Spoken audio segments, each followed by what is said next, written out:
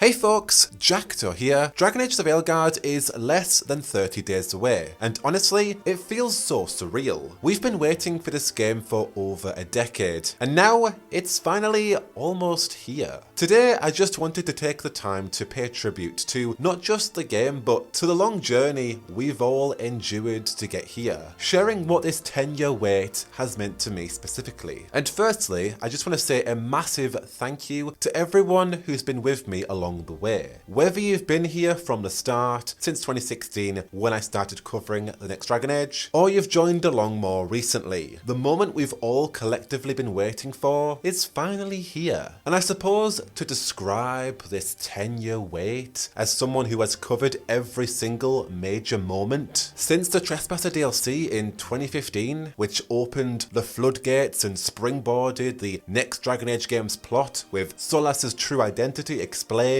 as an elven god of rebellion, the ancient elven empire along with their evil gods, Solas's particular rebellion, Mafal's death, the conquest of the Titans, the Qunari impending invasion, and so much more. It's been a long time coming for the next Dragon Age entry, with all of those plot lines lingering. But the development of the Veilguard hasn't exactly been smooth sailing, to say the least. It's gone through more than 3 major reboots. We kicked things off with Mike Laidlaw's vision of spies into Winter, then shifted gears to a live service multiplayer game under Matthew Goldman, aiming for long-term gameplay and revenue, and now we're back to a single-player RPG with Corinne Bush as game director and John Epler as creative director. This new direction leaning more towards an action RPG style similar to Dragon Age 2, but with less of that strategic depth we liked in Origins. And now that the game is almost here,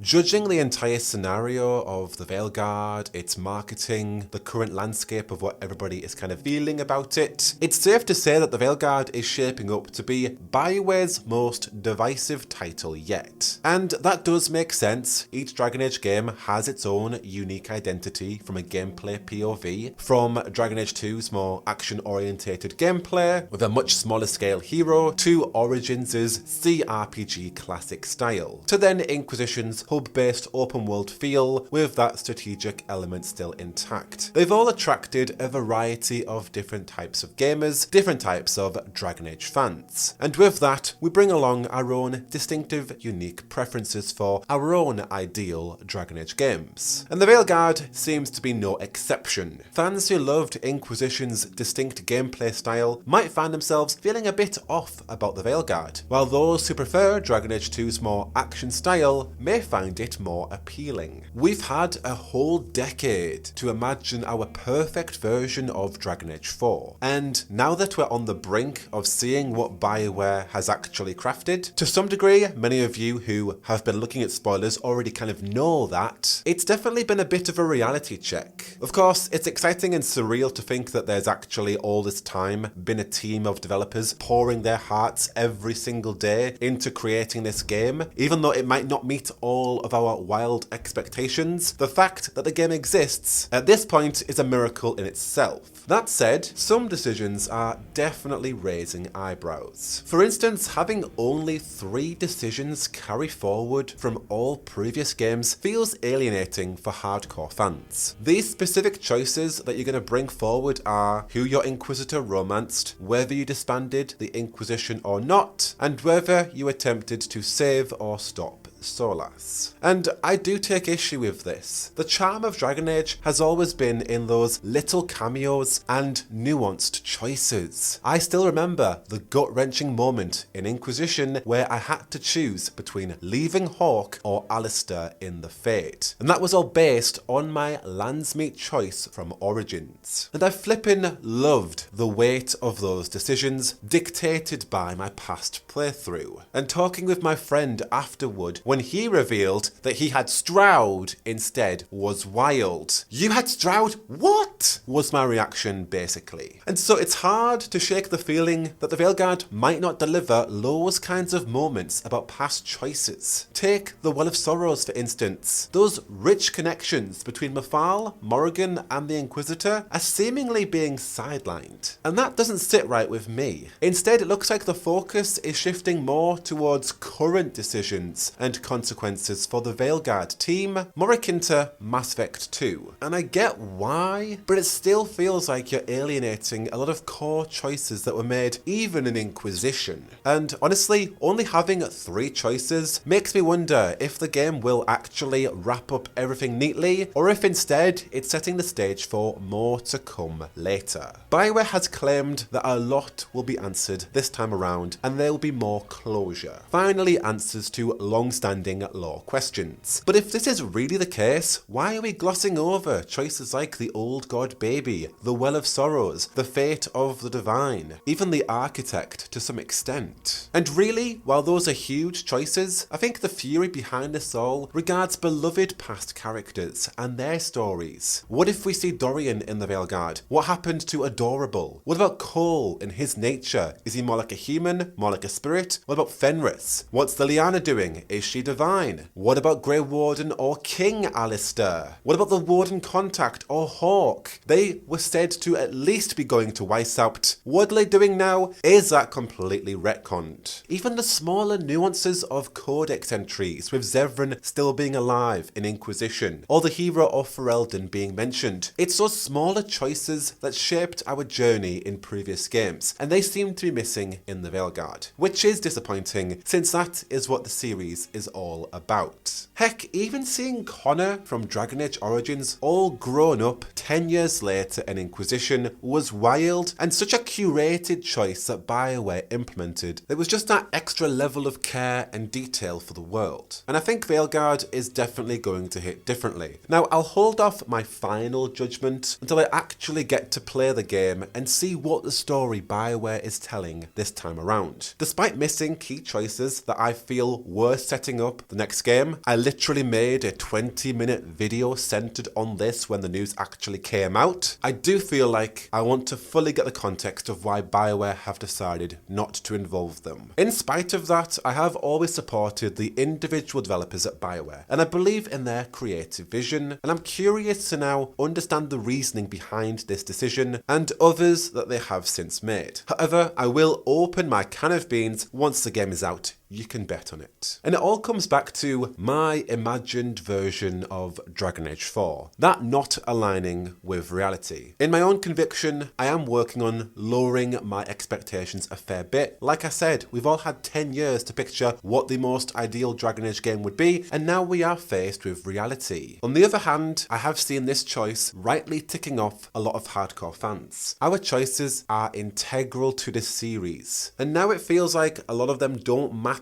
unless there's another system or a choice mechanic at play that is deep within the game. But I really don't think that is the case. Like, I was kind of hoping there would be a section where you play as the Inquisitor and you make a bunch of previous decisions in dialogue, or something akin to The Witcher 3 where, while Geralt's naturally having his hair cut, he talks about the previous events of the games. But no, it doesn't seem like that's the case. And it brings me back to the Veilguard being such a divisive game. There's a huge chance that some of us might not vibe with it. Some fans will absolutely love it, while others will really dislike it. Unfortunately, the Veilguard isn't going to be as straightforward as we'd hoped, which creates a very awkward situation for us Dragon Age fans. I think the big questions going into this are, will us hardcore fans really enjoy this game, especially considering the choice dynamic? Who exactly is the ideal target audience for this game? Is it for new Dragon Age players? Having said that, with so much attachment to Solas and the Trespasser DLC, you'd think it would be for hardcore fans of the series? I'm really not sure, and those are questions that I will be answering once I've played the game myself. But flipping the script, this 10-year-long wait, what has kept me creating content about the next Dragon Age game for so long? Well, that's honestly because Dragon Age isn't just a game to me, as cheesy as that sounds, but it's been a huge part of my life. I've been hooked on this series like no other game since I was a teenager. 2014, and over the years, it's helped me through some tough times. When Inquisition came out, it was a comfort game during a rough patch, and it gave me the escape that I really needed. More than that, Dragon Age has connected me to an amazing community and inspired me to start my own YouTube channel. Watching creators like Biofan, Ability Drain, and Mr. Matty Plays, they all made me want to be part of this conversation. And it's crazy now to think that each of those creators follow me on Twitter and have interacted with my content. Biofan especially kind of passed the torch as a go-to Dragon Age news creator, and that still humbles me to this day. And then there's Mr. Matty Plays, my biggest inspiration as a content creator since 2014. Watching his own videos talking about Bethesda, and even back in the day BioWare, pushed me to start my own channel, and he's been my biggest influence ever since. And in 2020, during the pandemic, I even inspired him to give Inquisition another chance, which when he did, it rekindled his love for the series. And now we're buddies, and that is such a full circle moment for me that I could never have imagined when I started this crazy journey in 2016. Ultimately, what's kept me going is the shared passion with others who love this series as much as I do. Even during the quiet years, the anticipation for the next game, every teaser, the comics, the books, and the incredible support has been enough to keep that fire burning. We have the clowning, the tinfoiling, the Taylor Swift jokes, the friendships created, the sheer fellowship and fun in smaller dedicated spaces where people who love the same thing as you can purely share that joy. That's so rare to find. And I particularly have cultivated such a kind, nurturing community that I am humbled by every single day. And even the BioWare development team. Over the years, I've spoken with many of the devs, some who have long since left BioWare, quite a few who are still there. And each of them are wonderful human beings who equally just want to create a fantastic Dragon Age game, sharing that exact passion and excitement with us. Looking ahead, there's plenty of optimism for the next Dragon Age. A lot of media outlets are buzzed about the Veilguard, along with a lot of creators who have played the game, claiming it to be a big hit. It's really shaping up to be an exciting game, a divisive one, but a great Dragon Age title. It was Kotaku's article which had the biggest impact on me. They started out this Dragon Age 4 journey skeptical and very unenthused about the next Dragon Age game, which is very understandable given the rocky development history. But after getting their hands on it, they were pleasantly surprised and very eager to jump back in. And it's that perspective of somebody who really wasn't excited or had not the very best opinion of Dragon Age to now very excited to jump back in. Those are the opinions that I really am excited to hear. Someone who at first wasn't keen, but now is all for this game. And so I do have a good feeling that I am going to enjoy this next Dragon Age. Of course, as a hardcore fan, you can bet I'll be sharing all of my critiques once I have the chance to really dive into this game, especially if I feel like this game misses the mark on things like past choices or new combat style or beloved characters from the past or the lack of character arcs that haven't carried over based on previous choices, etc. But honestly, painting the picture that the Veilguard actually is, I'm so ready for closure on Solas and all the burning questions about that story, despite a lot of my choices not being fully realised in this game. Again, we need to see for ourselves why and where exactly BioWare are going with this narrative to fully realise this decision. We probably definitely won't, but maybe down the line, we might laugh about this scenario in the future. Probably not.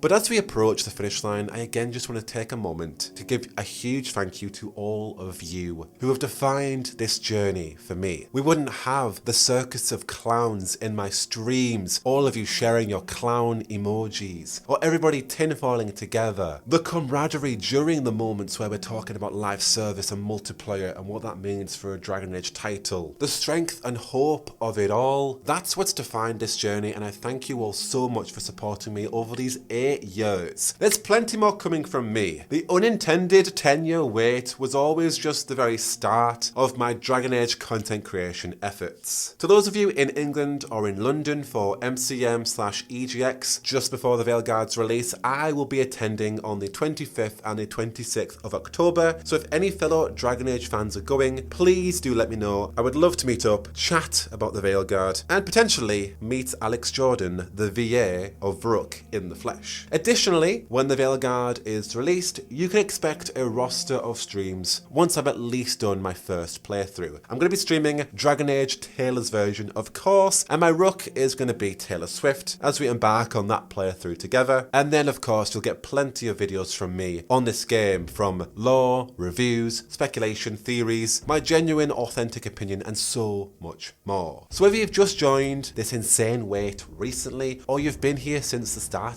thank you for tuning in and supporting this daft, silly Brit as he's obsessed and tinfoiled and clowned this entire journey, making it to this moment. It means so much that I get to do this, so thank you. Let me know your highlights on this 10-year wait. I am making a separate tribute video that is coming out on the same week of the Veilguard to truly commemorate the game, the community, the wait, and of course my channel. Either way, for the latest on Dragon Age the Veilguard, you are in the right place. Until the next one, I've been Jackdaw, and I should go whoa whoa whoa whoa.